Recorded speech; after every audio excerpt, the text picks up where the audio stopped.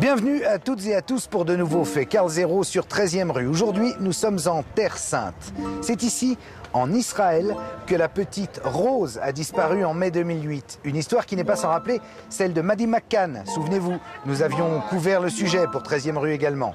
La différence entre les deux, c'est que Rose, on a retrouvé son cadavre.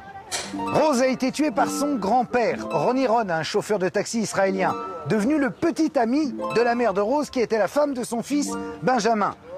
Vous me direz, c'est un schéma familial pour le moins compliqué. Eh oui, et c'est pour ça que ça a suscité l'intérêt des enquêteurs, mais aussi surtout celui de la presse. Il faut dire qu'ici, le pays entier était sous le choc. Aujourd'hui, Ronnie Ron est accusé du meurtre avec préméditation de la petite Rose. De son côté, Marie-Charlotte est accusée de complicité. Et pourtant, tous les deux nient. Ils disent que c'était un tragique accident. Alors, était-ce un accident ou une mort absolument horrible, préméditée d'une petite fille de 4 ans, enfermée dans un sac et jetée dans une rivière? Pour le savoir, nous avons suivi pas à pas les policiers israéliens et remonté petit à petit la piste de Rose. Suivez-nous.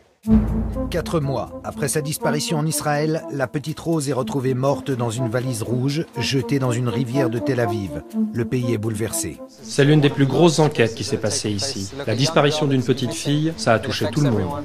Quand ils ont sorti le sac, ça a été quelque chose d'affreux. Personne ne s'est jamais soucié de cette petite fille qui a fini sa vie jetée dans une rivière. Son grand-père a avoué le meurtre avant de se rétracter. Qui est Ronnie Ron? Quelle était sa relation avec Marie-Charlotte, la femme de son fils, avec laquelle il a eu 2 autres fillettes? Le couple n'a, semble-t-il, pas suggéré les tensions de cette famille recomposée un peu particulière. Parce que, bon, être beau-père et grand-père... S'il y a quelque chose dont Marie se sent coupable aujourd'hui, c'est sa faiblesse de caractère et son aveuglement à propos de cet homme avec qui elle vivait. Je ne connais pas Ronnie. Je ne sais pas de quoi il est capable. Je sais qu'il est capable de voler la femme de son fils qu'il ne connaît pas. Mais donc à partir de là, je pense qu'il est capable de beaucoup de choses. Leur amour, que l'on a décrit comme passionnel, les aurait-il conduits au plus odieux des crimes? Voici la sordide histoire de Rose, l'enfant dont personne ne voulait.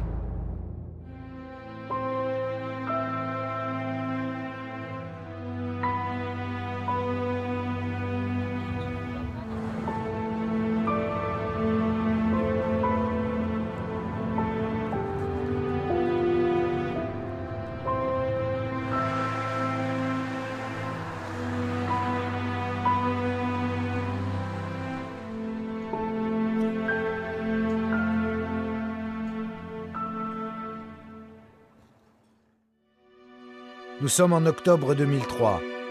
Rose vient de naître, ses parents sont à peine majeurs. Le jeune couple s'installe en région parisienne et Benjamin épouse Marie-Charlotte. Jusqu'à ce moment-là, oui, elle était très amoureuse de Benjamin. Ouais, ça, c'est... Enfin, je vous dis, c'était tout pour elle, quoi. Son mari, sa fille, c'était son bonheur, quoi. Tout simplement. Rose a moins d'1 an. C'est une ravissante petite fille aux yeux bleus. Benjamin reçoit alors un appel de son père, Ronnie Ron, qui vit en Israël. C'est là que tout bascule en réalité, mais évidemment personne ne le sait. Benjamin, qui n'a pas connu son père, reçoit effectivement un appel de Ronnie Ron, donc son père, et décide de venir le voir en Israël avec Marie et Rose. Mais voilà, Marie-Charlotte tombe amoureuse de son beau-père, Ronnie Ron. Moins de 2 mois après leur arrivée en terre promise, Benjamin quitte sa femme et rentre en France avec Rose, qui a tout juste 16 mois. Ils vivaient tous ensemble. Et quelque part, à un moment, l'amour a émergé entre Ronnie et Marie. Et quand Benjamin l'a découvert, qu'il a deviné ce qui se passait, il a dit à Marie, c'est soit Rose, soit Ronnie. Tu peux venir avec nous, tu peux rester ici, mais j'emmène Rose avec moi. Du coup, moi, ça m'a choquée forcément sur le coup, parce que c'est quand même une histoire particulière, quoi. Se marier et quelques mois après, laisser son mari partir avec sa fille en France et rester avec son beau-père, c'est quand même pas banal. Là, ce qui est assez étonnant dans cette affaire, c'est qu'elle est vraiment le trait d'union entre le fils et le père. Elle est dans une relation incestueuse du fait de cette relation avec le père. Elle a des enfants avec le père de Benjamin, et donc ces enfants sont du même sang, je dirais, que Rose. Et donc il y a quelque chose d'incestueux, on est dans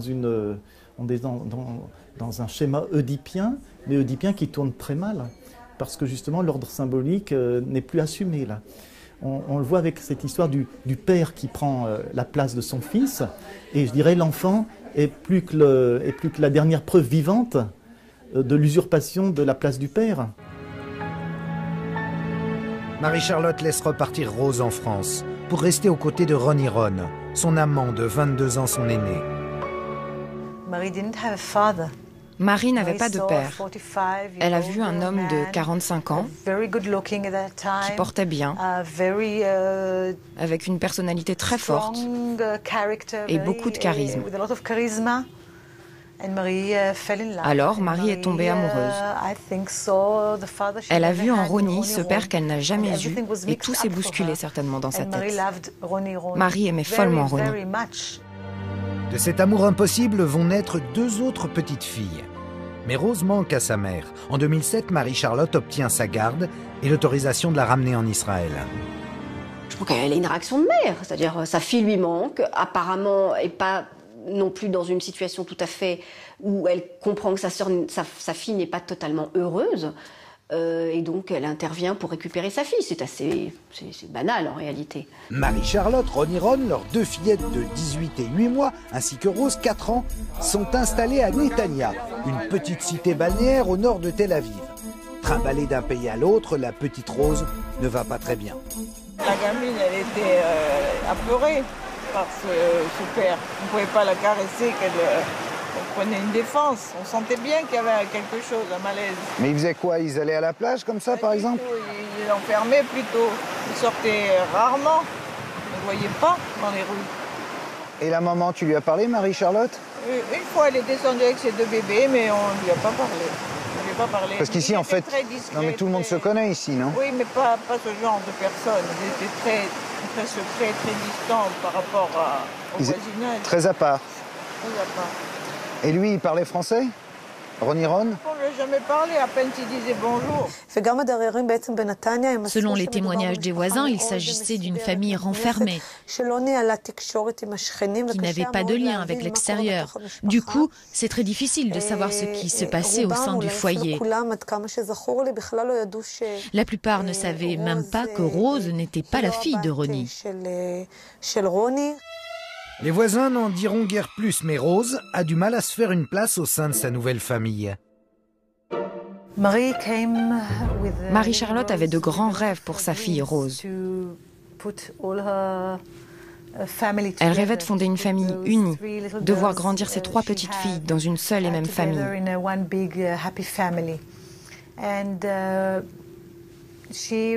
Elle se souvenait de la petite Rose d'avant, avant qu'elle ne reparte en France. C'était une enfance souriante, heureuse, un petit bébé qu'elle chérissait, mais il semble que Rose a eu beaucoup de problèmes quand elle était séparée de sa mère, et même en arrivant ici.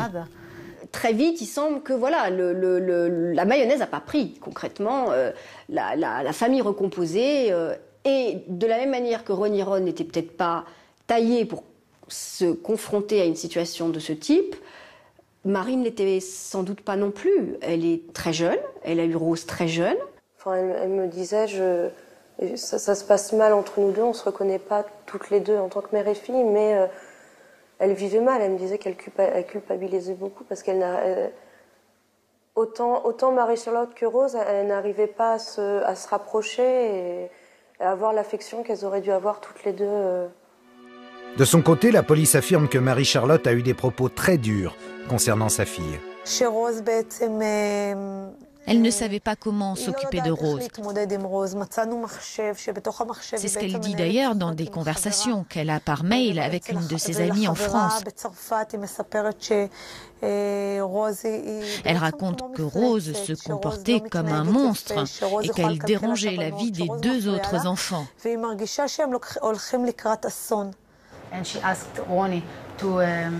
Alors elle a demandé à Ronnie de l'aider à trouver une solution pour l'enfant.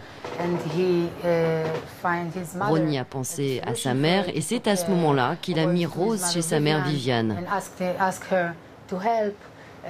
Rose passait ses journées enfermée chez Viviane. Viviane vit à quelques rues de chez son fils, dans une résidence du centre de Netanya. Selon la voisine de palier, une jeune femme russe qui a un petit garçon de l'âge de Rose, il semble qu'à ce moment-là, la fillette allait mieux. Elle ne veut plus parler aux journalistes, mais elle confirme ce qui a été dit dans la presse. Dès que Rose est arrivée dans notre immeuble, elle jouait souvent avec mon fils. Ici, avec sa grand-mère, elle était heureuse. Quand elle est arrivée, elle n'allait pas bien. Vraiment pas bien.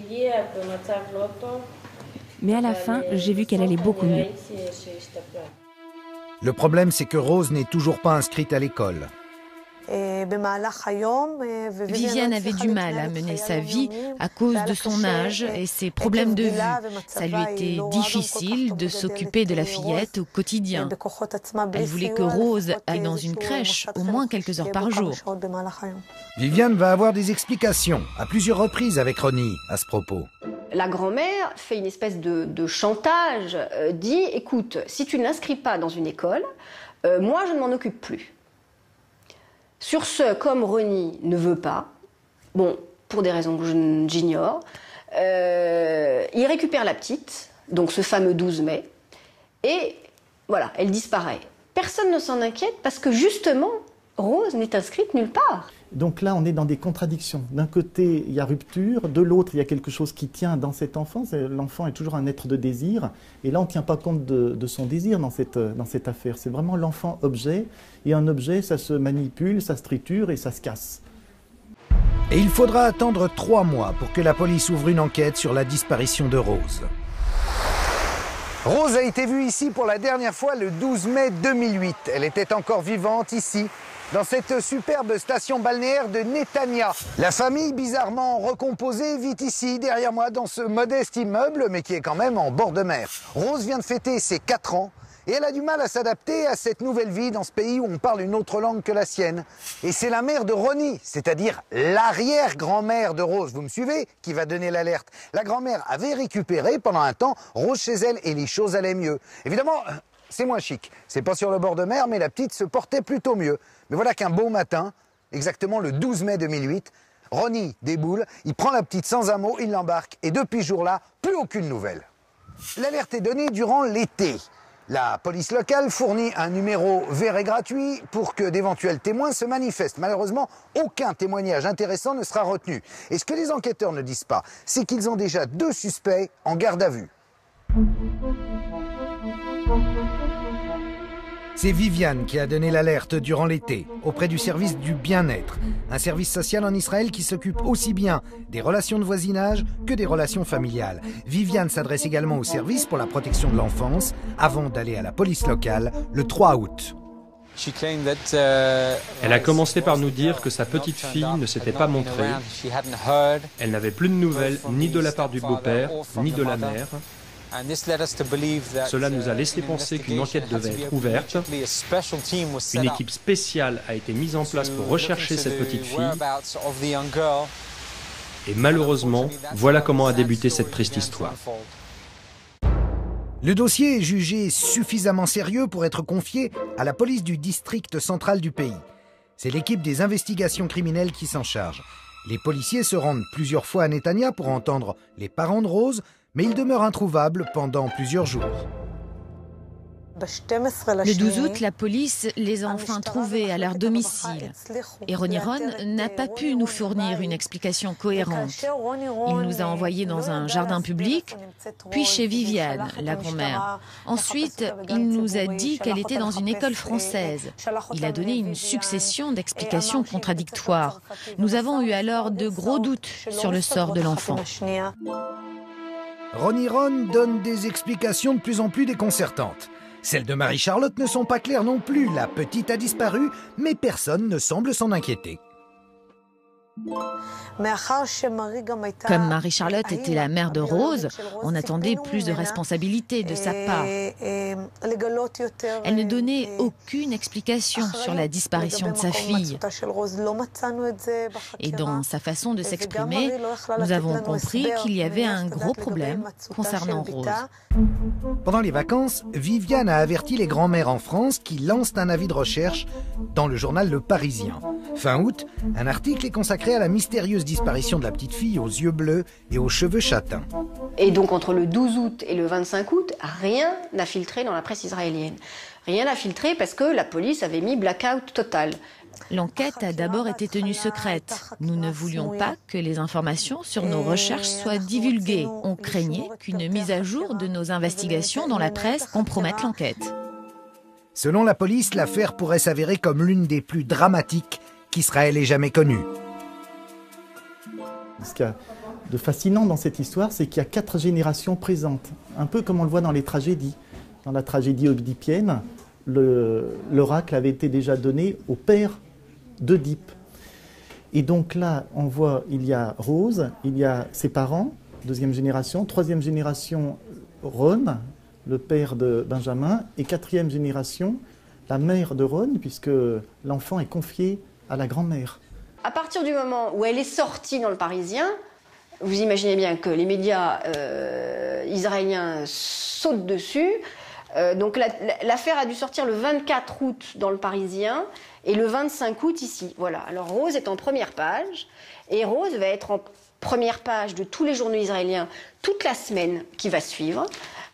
Les policiers lancent leurs recherches tout azimut, mais déjà, de gros soupçons pèsent sur les parents de la petite fille. Au début, ce que nous a confié le beau-père, c'est qu'il ne l'avait pas vue depuis un bon bout de temps. Il avait essayé de la retenir, mais elle était retournée en France, à l'étranger. Nous avons aussitôt vérifié toutes les informations, à savoir si elle avait été enregistrée sur un vol, mais il s'est avéré que non. Ensuite, on a continué à interroger séparément le beau-père et la mère. On ne pouvait toujours pas comprendre si Rose était en vie ou non. On ne savait toujours pas où elle se trouvait. C'est pour cela que nous avons décidé d'arrêter Ronnie Ron, Marie-Charlotte et puis Viviane, pour pouvoir avancer dans l'enquête. Viviane est donc la dernière personne à avoir vu la fillette en vie. Les policiers veulent en savoir un peu plus sur cette fameuse journée du 12 mai où Ronnie est venu récupérer Rose chez la grand-mère. Ce jour-là, quand il est venu, Viviane lui a dit « S'il te plaît, prends Rose ce soir, je dois sortir, il est tard. S'il te plaît, prends-la, occupe-toi de cet enfant, essaie de trouver un institut ou une crèche. » Ronnie lui a alors répondu « Ne t'en fais pas, tu ne la reverras plus jamais. » Les policiers ne vont pas lâcher le grand-père, ils l'interrogent sans relâche. Je peux vous dire qu'il a été interrogé constamment. On a demandé au tribunal de pouvoir le maintenir en garde à vue. Du coup, il a été interrogé sans relâche par nos enquêteurs. Et finalement, au bout de 10 jours, il a craqué. Il nous a fait des aveux en bonne et due forme. Ça s'est passé comme ça. Et le 17 août, Ronnie Ron passe enfin aux aveux. C'est lui qui a tué la petite Rose dans un excès de colère. Il a décidé de récupérer Rose chez Viviane pour la ramener à la maison. Mais en chemin, elle l'a énervé. Il lui a donné un coup sur le visage. Et après, quand il s'est retourné, il a vu qu'elle saignait. Il est allé sur le bord de mer, à Netanya. Il a arrêté sa voiture et là, il s'est rendu compte qu'elle était morte. Elle saignait de la bouche, des oreilles et du nez. Il ne savait plus quoi faire.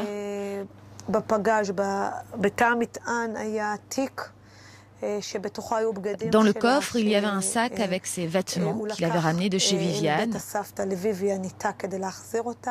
Il a mis Rose dans le sac et l'a jetée dans la rivière du Yarkon. Mais Ronnie Ron va aussitôt se rétracter. Trop tard. Les policiers sont convaincus de sa culpabilité, mais ils n'excluent toujours aucune autre piste.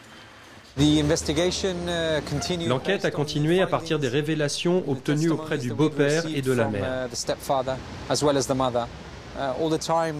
À chaque fois, on vérifiait si leurs témoignages étaient concordants. Nos enquêteurs ont clairement conclu que les aveux étaient crédibles et que le beau-père l'avait tué. Les recherches se poursuivent pour tenter de retrouver la petite fille. Mais les enquêteurs sont désormais persuadés qu'ils ne la reverront pas vivante.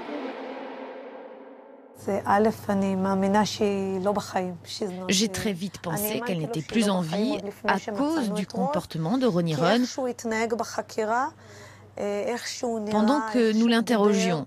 Sa façon de parler, ses pleurs, j'ai vite compris que Rose était morte. Tandis que les enquêteurs sillonnent les environs de Netanya, où Rose a été vue pour la dernière fois vivante, des unités d'élite de la Marine nationale sont dépêchées pour sonder la rivière où Ronnie dit avoir jeté le petit corps. Il a tué sa petite fille dans un excès de colère, mais c'était un accident. Il était au volant, un peu comme moi, elle devenait pénible derrière. Alors, il s'est retourné et il dit qu'il lui a mis une claque comme ça, mais un peu forte, et qu'il l'a tué. Dans la panique, il a fait disparaître le corps, et puis évidemment, après, il s'est rétracté. Alors les enquêteurs sont dans l'impasse, et Rose demeure introuvable. Les moyens déployés par la police sont énormes. Les recherches se poursuivent dans les environs de Netanya pour tenter de retrouver la petite fille. Les enquêteurs suivent d'autres pistes autour des différentes versions données par Ronnie. Rose aurait été placée dans un soi-disant couvent français, puis dans des écoles talmudiques. Il est même question d'agences de placement d'enfants dans les territoires palestiniens. Ces pistes s'avéreront toutes aussi fausses les unes que les autres. Pendant ce temps-là, les enquêteurs français, eux, se penchent sur la famille de Rose, en Normandie et en région parisienne, où son père, Benjamin, a refait sa vie. Il a trouvé une autre femme et il a même un nouvel enfant. Pourquoi a-t-il laissé Rose repartir en Israël? Décidément, on ne lui aura pas laissé beaucoup de place à cette petite fille de 4 ans. En France, le père de Rose, sous le choc, déplore avoir tout appris par les journaux. Depuis 2007, je n'ai jamais eu de nouvelles de Rose. Jamais. Jamais de nouvelles de Rose. Jamais. Comme je vous l'ai dit, il y a jamais... Ils ont changé d'adresse, ils ont changé de numéro de téléphone. J'ai jamais pu retrouver. Alors pourquoi la justice française lui a-t-elle retiré la garde de sa fille? De sérieux soupçons de maltraitance ont pesé sur lui. Enfin, Benjamin s'est retrouvé une copine avec qui il a eu un petit garçon. Et Rose n'était pas acceptée non plus dans la famille. Elle s'est retrouvée hospitalisée parce qu'il y a des gens à l'école, etc., qui ont remarqué qu'elle avait des traces de coups, etc. Donc elle a été hospitalisée quelque temps.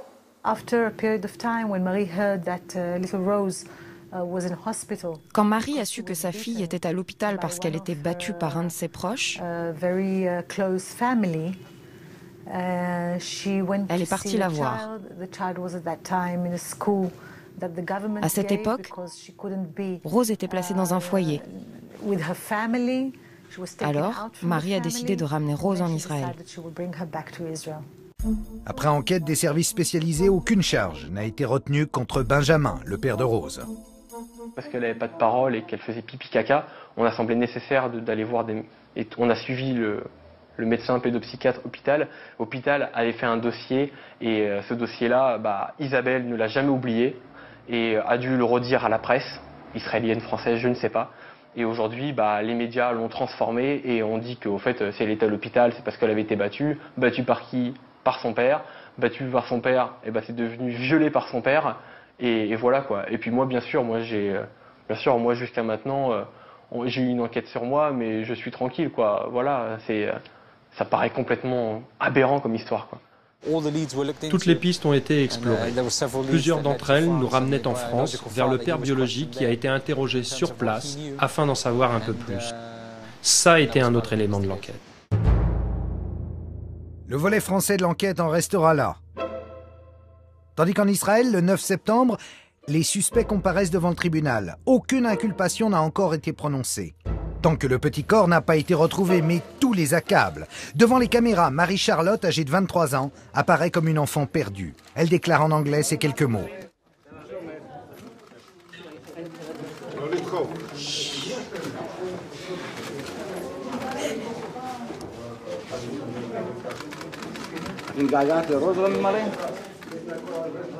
I'm sorry.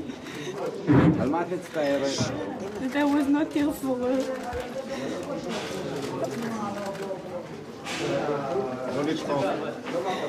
You miss Rose? I want my little girl back. I want my baby back. Do you know what happened?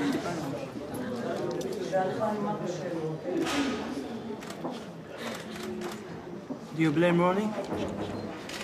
Where Ronnie?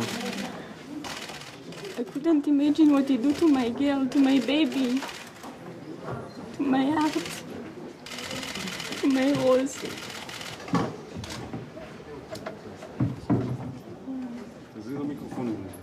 Leur garde à vue est finalement prolongée de 10 jours, ce qui laisse le temps aux enquêteurs d'interroger à nouveau les suspects pour tenter d'éclaircir les circonstances de la disparition de l'enfant. Car depuis ses aveux, Ronnie Ron s'est rétracté au tribunal. Les journalistes tentent de lui arracher des explications. En vain.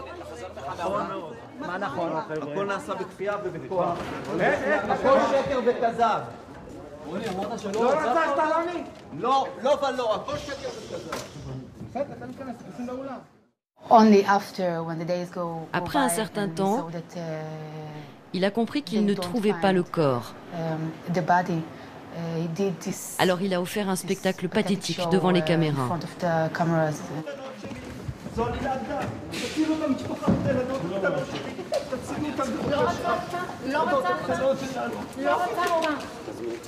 אז למה אמרת? למה? כי אימו על הילדות הקטנות שלי, סיפרתי לך בדיוק שתשדרי את זה. תספר שוב. רק איפה היא ונגמור עניין. רוני, אז איפה היא נמצאת?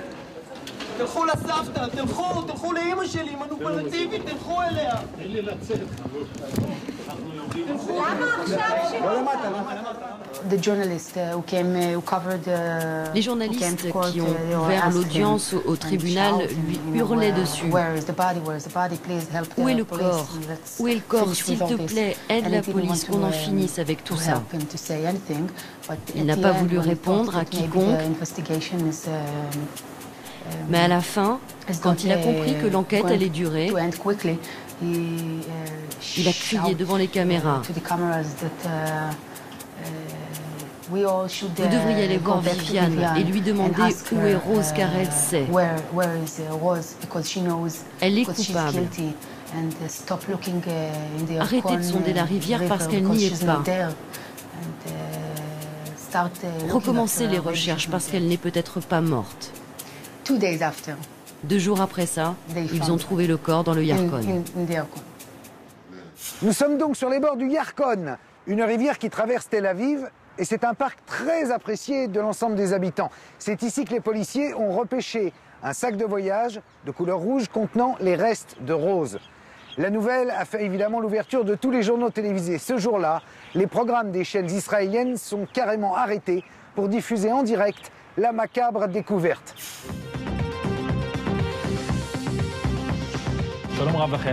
Bonsoir et bienvenue à tous dans cette édition spéciale pour de nouveaux rebondissements dans l'affaire de la petite Rose. Les plongeurs ont repêché une valise. Depuis 3 semaines qu'ils sondaient le fond de la rivière, enfin le 11 septembre, les plongeurs repêchent le bagage au macabre contenu. Les caméras filment en direct, les plongeurs à l'œuvre, l'image fera le tour du monde. Le pays entier accuse le coup.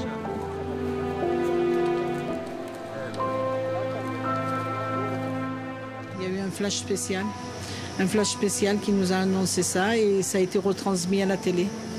Donc on a vu en direct ressortir le sac de l'eau. Oui. Ouais. Ça a été quelque chose... C'est affreux. Qu'est-ce qu'on peut dire? On peut le qualifier, ça on ne peut pas qualifier une chose pareille.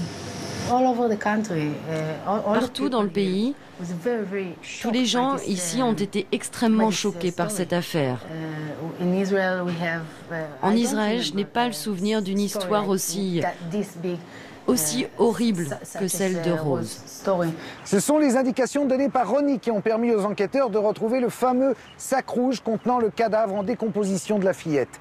Après des aveux circonstanciés, Ronnie a bien tenté de se rétracter, mais maintenant qu'on a retrouvé le corps de Rose, son grand-père reste le principal suspect et la mère de Rose, Marie-Charlotte, est soupçonnée par la police d'avoir joué un rôle dans la disparition de la fillette. C'est elle qui aurait poussé Ronnie à se débarrasser carrément de Rose. C'est le point de vue des enquêteurs avec qui nous sommes revenus sur les lieux du drame. Les policiers ont emmené Ronnie sur les bords du Yukon après avoir obtenu ses aveux. Face à cette femme au caractère bien trempé, Ronnie, qui n'est pas insensible à son charme du Sud, avoue tout. Ronnie m'a confié son enfance. Au début, je n'en parlais pas à mes collègues. Je voulais faire plus ample connaissance avec lui pour mieux le comprendre et surtout pour mieux cerner le personnage, afin de faire avancer l'enquête. Après nous avoir baladés en toutes sortes d'endroits, Ronnie était assis en face de moi et il a commencé à vraiment me parler. Ronnie a eu plus de facilité pour expliquer ce qui s'était passé, surtout avec moi, car nous sommes entrés dans une relation de confiance. Il a compris que je l'écoutais sans porter aucun jugement. C'était ma méthode pour avancer dans l'enquête. Et finalement, ça a payé.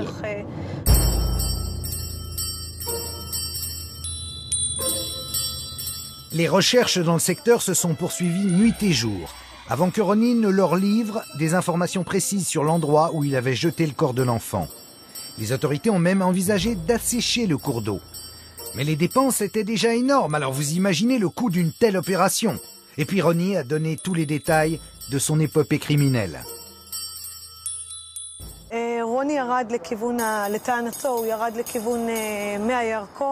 Ronnie est descendu vers l'eau du Yukon et il a jeté le sac rouge. C'est ce qu'il nous a dit au tout début. Nous avons mis en place d'énormes moyens technologiques. Nous avons fait appel à des sociétés très spécialisées de recherche d'objets sous l'eau. Les plongeurs et les enquêteurs étaient à l'affût de n'importe quel vêtement d'enfant, d'une sucette ou tout autre objet pouvant appartenir à un enfant. Ils ont travaillé jour et nuit. Ronnie n'a pas seulement jeté la valise, il a précisé qu'ensuite il a surveillé où elle se dirigeait. Et pour pouvoir la suivre, il est monté sur le pont. Les plongeurs ont repêché le sac à une centaine de mètres d'où Ronnie dit l'avoir vu couler. Voilà. Ronnie nous a dit qu'il était monté ici, d'où il voyait, d'où il pouvait surveiller la valise. Elle flottait en direction de l'autre rive. Il allait et venait en observant toujours cette valise qui ne coulait pas. Il prétend qu'il a songé à sauter dans la rivière pour se suicider. Mais il a alors pensé à Marie-Charlotte et aux enfants. Et il s'est dit non, ne fais pas ça. À ce moment, la valise a sombré dans la rivière et il est retourné à sa voiture.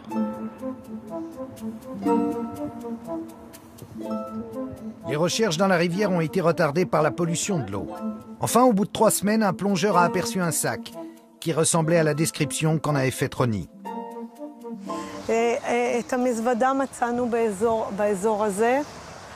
Je crois que c'est par là. Nous avons repêché la valise dans cette zone. Nous l'avons sortie de l'eau et nous l'avons aussitôt envoyée au centre médico-légal. Le corps de Rose se trouvait bien dans la valise avec quelques vêtements. Ce qui s'est passé, c'est que l'un de nos plongeurs a trouvé la valise qui correspondait à la fois à la couleur et à la taille de la valise, mais aussi à l'endroit qu'il nous avait décrit. Et malheureusement, ça correspondait aussi à la taille du corps d'une petite fille de 4 ans. La police scientifique a ouvert la valise pour en examiner le contenu. Le corps était disloqué. La vue d'un cadavre qui a si longtemps séjourné dans l'eau, c'est vraiment dur. Le contenu du sac a été immédiatement analysé par la police scientifique. Les tests ADN ont confirmé qu'il s'agissait bien des restes de Rose.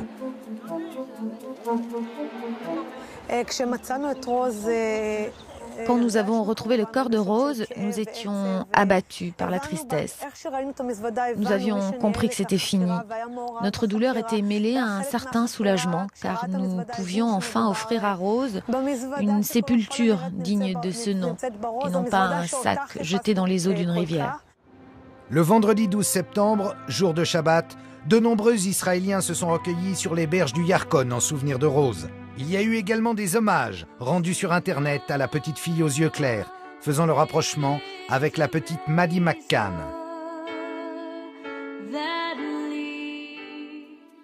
Tandis que la tragique histoire de Rose ébranle le pays tout entier, 2 autres cas d'infanticide surgissent au même moment. Le vendredi 29 août, une mère noie son enfant dans la mer.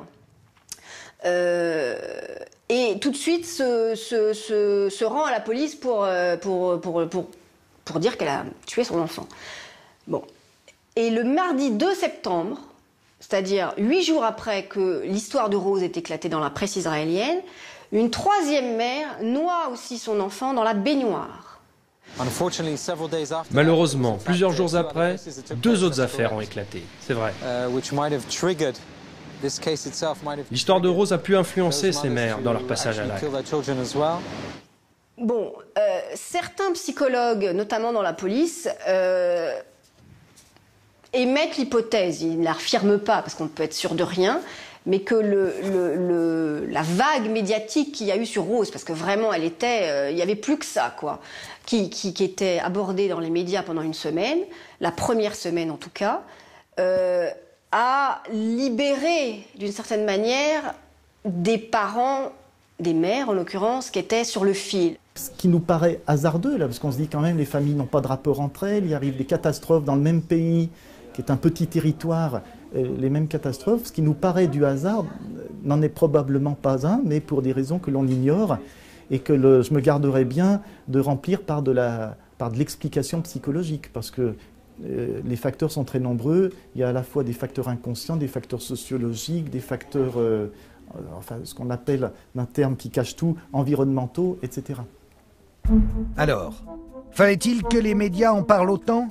En ce début de rentrée scolaire, les angoisses n'ont épargné aucun parent. Les pouvoirs publics se devaient de réagir. Un vaste débat sur les maltraitances d'enfants a eu lieu dans le pays pour renforcer les lois sur la protection des mineurs. Après la police et les médias, c'est l'opinion publique qui s'est emparée de l'affaire. Tout le monde en parlait à Netanya, aussi bien les Français que les Israéliens. Tous les matins, vous les voyez avec les journaux. Au début, Revital Swede était l'avocate de Ronnie.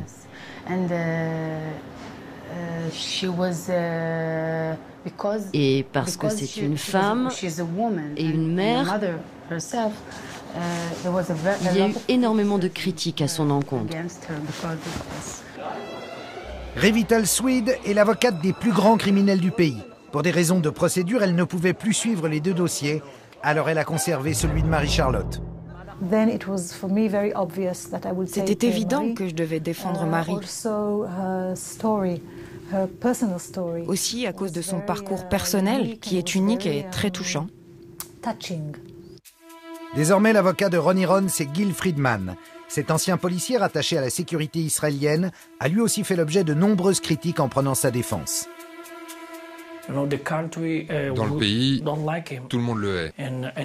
Et dans ma vie privée, j'en ai payé les conséquences. Quand j'ai pris cette affaire, ma femme était très en colère contre moi. Je crois que pendant 4 jours, j'ai dormi sur le canapé.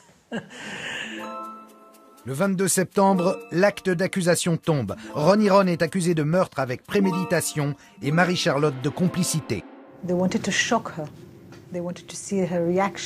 Ils ont voulu la choquer pour tester sa réaction. Alors, ils lui ont balancé des photos du sac ouvert avec toutes les affaires de Rose. Sans le corps. Mais toutes ces affaires étaient là. Ils lui ont balancé des photos.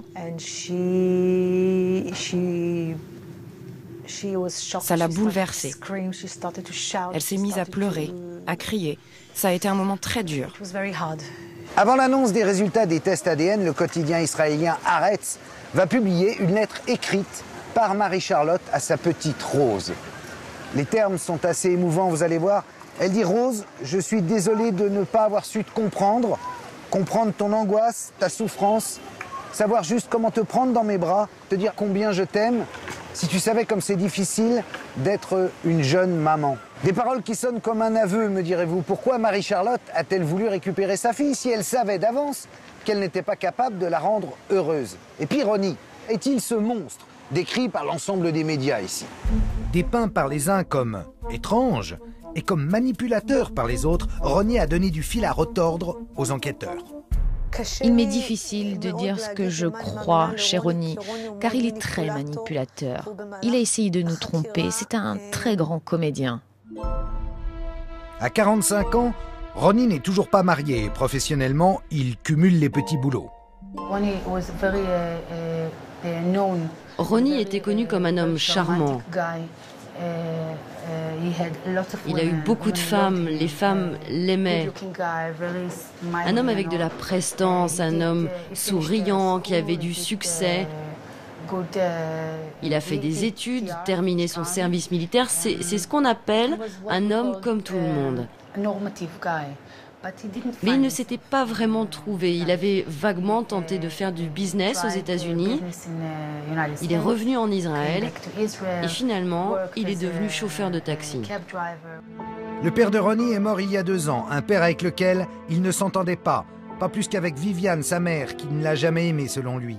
Né en Israël, Ronnie avait 3 sœurs, dont l'une a été assassinée. Une tragédie de plus, en somme. C'est vrai que sa sœur avait quitté la famille depuis très longtemps et n'était plus en contact avec eux. Elle a été assassinée 1 an auparavant dans un taxi par un voleur. Il m'a confié qu'il a toujours été sous la coupe d'une famille violente, qui ne s'occupait pas de lui. Son père et sa mère l'ont frappé toute sa vie. Ils ne l'aimaient pas, ils ne lui ont pas donné d'amour. Ronnie est au chômage lorsqu'il s'installe avec Marie-Charlotte. Leur relation passionnelle va nourrir les soupçons de la police.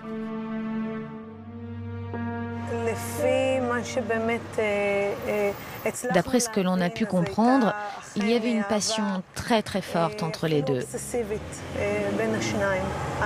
Marie-Charlotte était dépendante de Ronnie et Ronnie était lui aussi dépendant de Marie-Charlotte.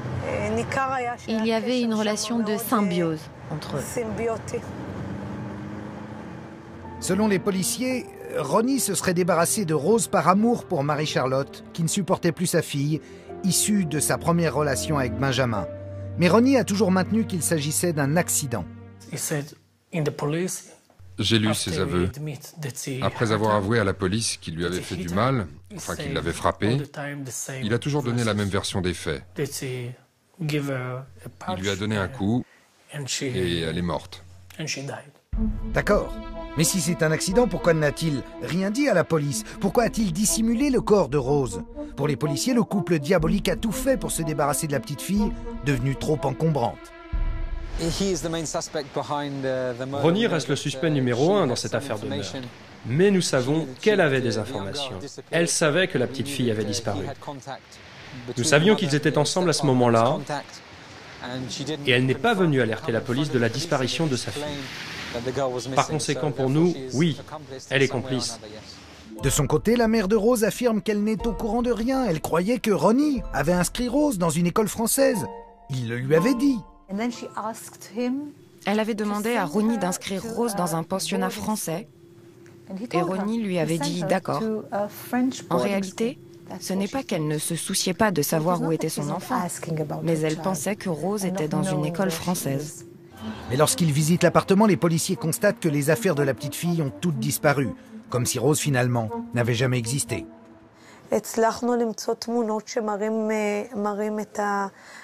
Le sac de couchage spécifique à Rose avait disparu.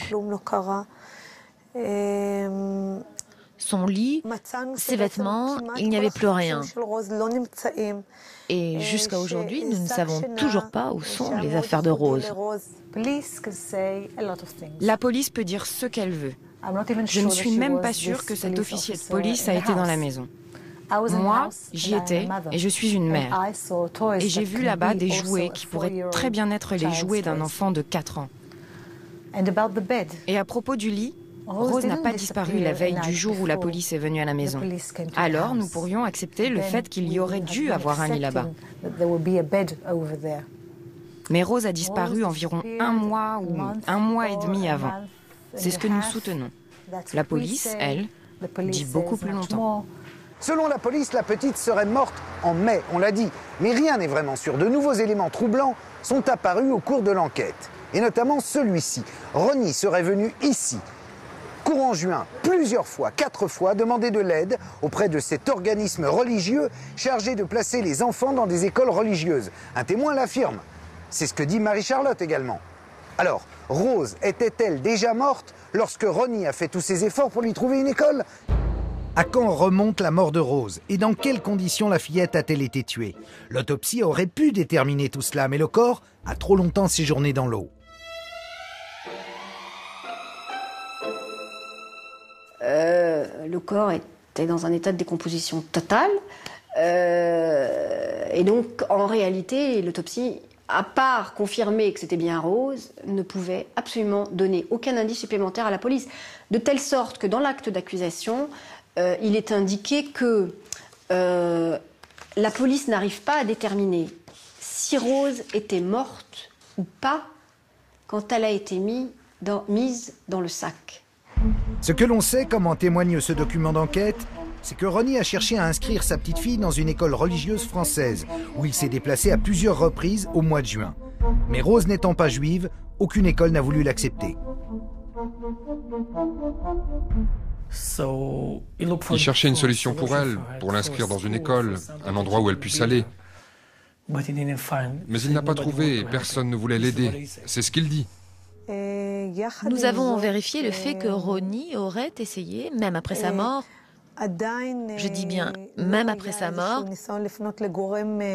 il aurait essayé de lui trouver une place dans une école religieuse française.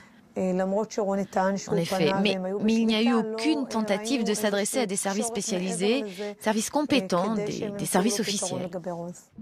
Selon le couple, Rose était donc encore en vie au début de l'été. Voilà pourquoi Marie-Charlotte ne s'est pas alarmée plus tôt de la disparition.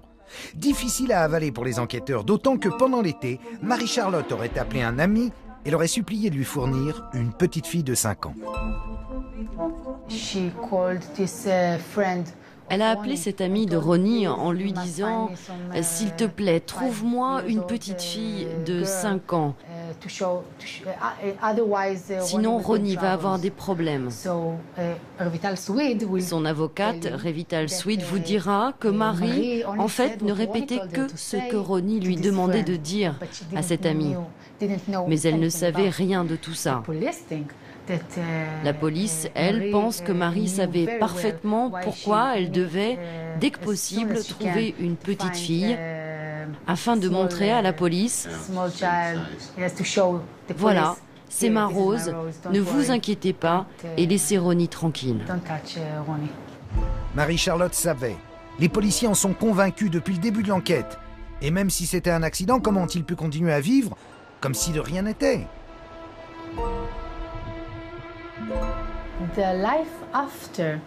Leur vie après la mort de la petite, après tout ça, ils vivaient de la même manière qu'auparavant.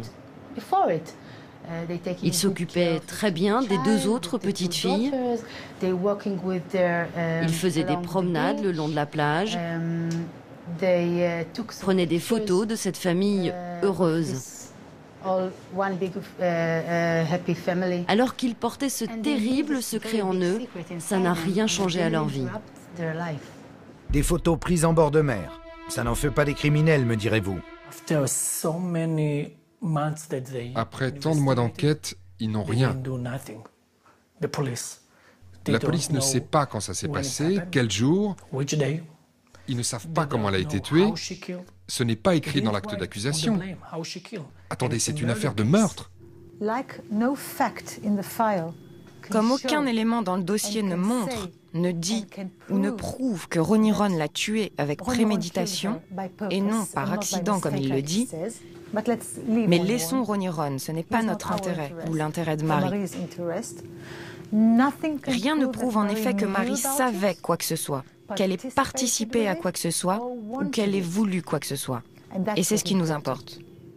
C'est tout l'enjeu du procès, qui va s'étaler sur plusieurs mois. La police a sa conviction maintenant, la cour devra juger les faits. Il y a deux éléments dans le procès qui sont importants à mon avis. Ça va être d'abord, est-ce que Marie est impliquée, complice de la mort de Rose? Donc ça c'est quand même très important. Ou est-ce que c'est seulement Ronnie Ron qui a commis ce meurtre? Et concernant Ronnie Ron, ou concernant les deux d'ailleurs, est-ce que c'est un accident? Et la façon dont il s'en est débarrassé, pourquoi de cette manière-là? C'est pas cohérent, ça ressemble plus à un meurtre prémédité. C'est la théorie de la police en tout cas. Donc voilà, c'est les deux points. Est-ce que Marie est coupable aussi? Et est-ce que c'est un accident ou est-ce que c'est un meurtre prémédité? Ronnie et Marie-Charlotte encourent la réclusion criminelle à perpétuité. Leurs deux petites filles ont été placées en famille d'accueil en attendant l'issue du procès. Un procès sans précédent en Israël.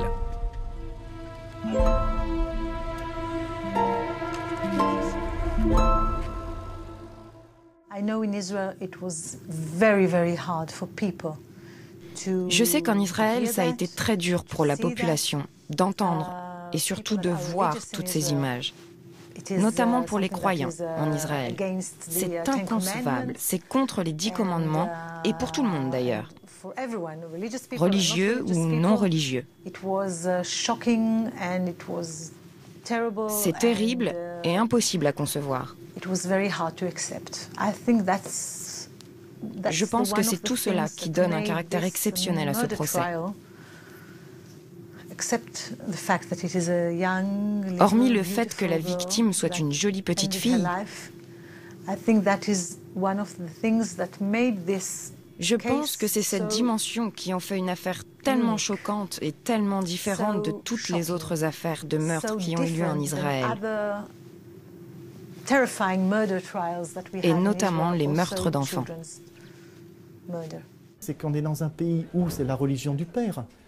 Le christianisme, c'est la religion du fils. Et justement, avant de venir, là, je lisais l'histoire d'Abraham. Je relisais l'histoire d'Abraham, c'est exactement ça. C'est quand Abraham prend le nom de Abraham, il y a quelque chose à voir avec la place du père, justement. Et ensuite, Isaac, son fils, et il ne va pas tuer son fils, mais il va sacrifier, c'est-à-dire il passe par le symbole, heureusement, mais ça a valeur de tuer le fils pour se proclamer père. Bon. Donc il y a quelque chose là comme ça, mais sauf que ça ne passe pas dans le symbolique, là. La petite Rose a été inhumée en région parisienne, où vivent Benjamin, son père, et ses grands-mères. L'enterrement s'est déroulé en présence de représentants de la communauté juive en France et de policiers israéliens. Une protection à laquelle elle n'a pas eu droit pendant ces 4 années de courte vie, 4 années de calvaire. Ronnie Ron avait-il l'intention de tuer sa petite fille, encouragée par Marie-Charlotte? C'est la conviction des policiers, mais ça n'est pas la version, vous l'avez compris, des accusés. La justice devra donc trancher. Mais d'ores et déjà, l'opinion publique les a jugés. À ses yeux, Ronnie Ron est un monstre et Marie-Charlotte une mère criminelle. Pourtant, l'enquête également a montré ses faiblesses. On ne sait toujours pas quand ni comment la petite Rose est morte.